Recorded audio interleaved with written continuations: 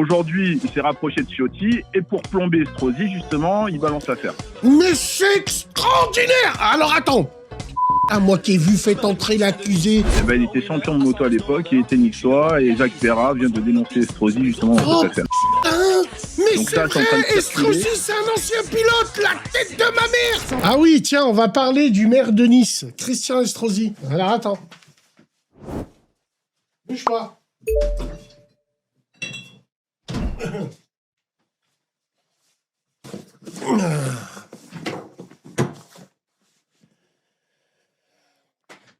La tête de porc retrouvée chez Christian Estrosi. Une connaissance du maire de Nice en garde à vue. Ah là là là là. Si le général avait été encore là, mon petit Christian, sache que tu serais exclu du parti parce que t'es une honte. Hein? Une connaissance de Christian Estrosi en garde à vue 2 semaines après la découverte d'une tête de porc à son domicile.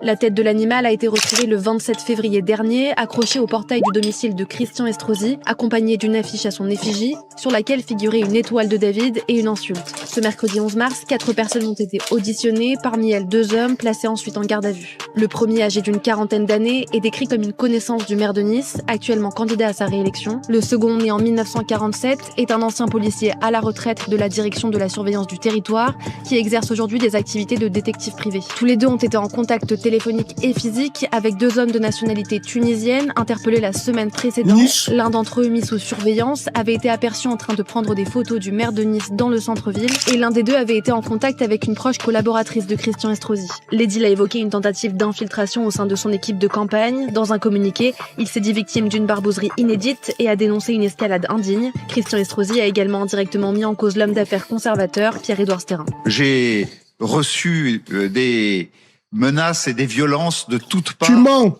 De ce côté-là, je le dis très clairement, l'ultra-droite de monsieur Pierre-Édouard Stérin, qui, parmi elles, a des gens qui sont engagés dans la xénophobie, qui sont engagés dans l'antisémitisme, dans le racisme, dans la cybercriminalité. L'avocat de l'homme d'affaires avait annoncé déposer plainte pour diffamation. Vous vous rappelez, Christian Estrosi, pendant le massacre à Gaza, le massacre qui a eu, le génocide, vous vous rappelez à la mairie de Nice quand ils mettaient les drapeaux normaux? Bah, tout vient à point qui sait attendre. Donc c'est les élections bientôt. Des habitants d'un quartier populaire de Nice ont applaudi Christian Estrosi lorsqu'il a présenté ses excuses pour ses propos offensants concernant le conflit israélo-palestinien. Syndrome de Stockholm. Quand on vous dit que nous, notre communauté, nous sommes des victimes émotionnelles, et juste après ça, on est tellement des victimes émotionnelles qu'il y a même des gens qui me disent « Bassem, tu penses pas que les chiites, ils ont raison ?» Et ça, on en reparle, ça c'est pas grave. Vu qu'on est une communauté de serpillères remplie de zlebia, des souad, des... Écoute ça.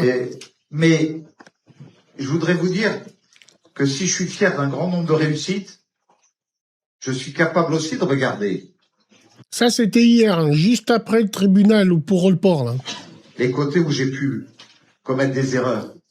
Et pour toutes celles et tous ceux d'entre vous, et ça vous est sans doute arrivé en famille, à des moments de vous dire, ouais, le maire, il dit qu'il a fait ci, qu'il a fait ça. Bon, c'est vrai, on est content quand on monte dans le tramway. Enfin, là et là... Mais qu'est-ce que tu nous parles d'un tramway à Nice? Mais t'es con! Nice, c'est une ville minuscule. Depuis quand elle a besoin d'un tramway, Nice? Nice, tu peux marcher sur la plage. C'est une plage en pierre, en plus, avec des pierres. Il nous parle d'un tramway. T'es un menteur, Christian. T'es un faux gaulliste. T'es une honte pour nous. Et surtout, tu tapes que pour les élections. T'en as rien à foutre, tous ces gens-là. Quand tu exhibais les drapeaux à la mairie, hein? Attends, il y a des mairies qui mettent le drapeau palestinien. Moi, je mets le drapeau israélien. Et ouais, mais il y a un attaqué, il y a un génocide. Oui, j'arrive pas à comprendre. Quand on vous dit que dans ce pays, il faut qu'un drapeau, c'est le drapeau français. Voilà. Maintenant, tu te démerdes. C'est pas formidable non plus. Puis Ne votez plus pour lui. Ou parler d'un conflit international de manière qui ont pu choquer. Et donc, je voudrais vous dire que tout ce que j'ai pu faire et qui, quelque part, vous a blessé, vous a touché. Et je sais que c'est vrai pour un certain... Mais va jusqu'au bout de tes convictions. Qu'est-ce qui a blessé tous ces gens-là? C'est le fait est que tu as mis le drapeau. Parle français, Christian, ici on est en France. Tu es le maire de la 6e ville de France. Tu veux pas t'embrouiller avec la vérité chigement de Juan Lépin là-bas? Hein?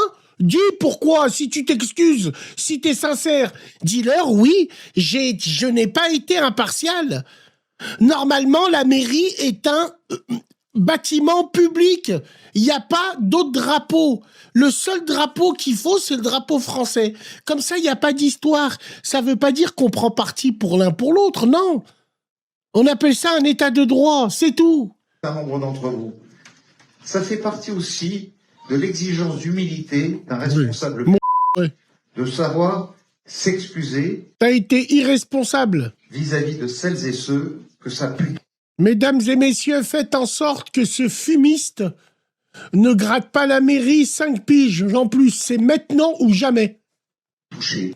Et je vais aller beaucoup plus loin. Je préfère voir un maire LFI que de voir ce traître de notre parti qui n'a jamais été. Mais de toute façon, je suis pas inquiet. La Côte d'Azur, historiquement, c'est droite. Et puis quoi encore? Ils vont mettre à gauche sur la Côte d'Azur? Hein? Non. Mais non, impossible. Impossible.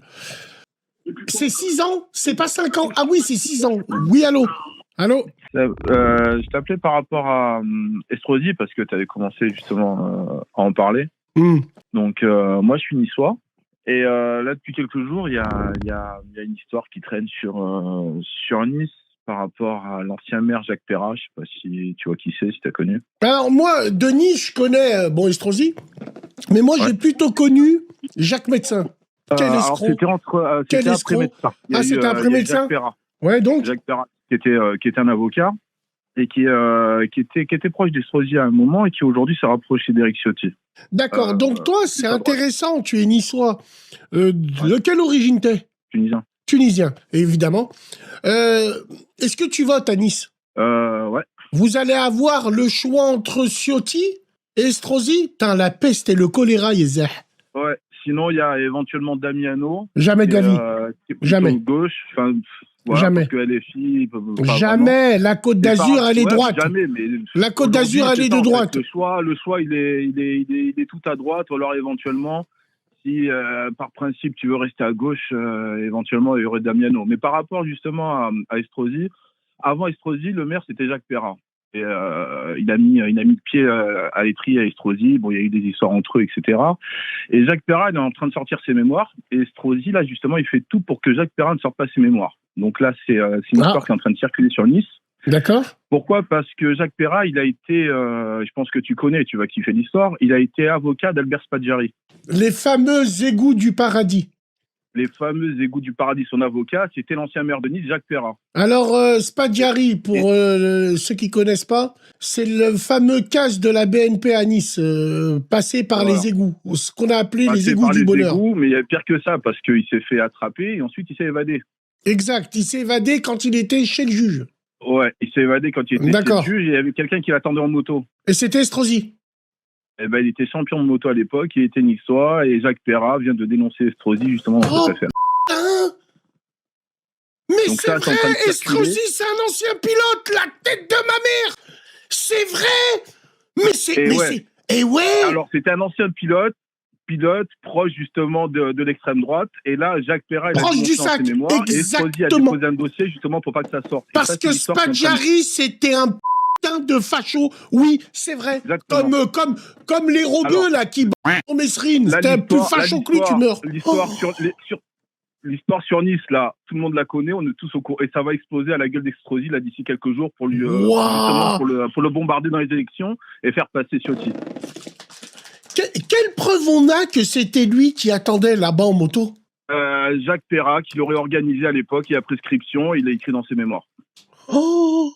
Donc Jacques Perrat qui aurait éventuellement... Alors qu'est-ce que ça veut dire? Ça veut dire que le casse de Spaggiari a été fait pour qui?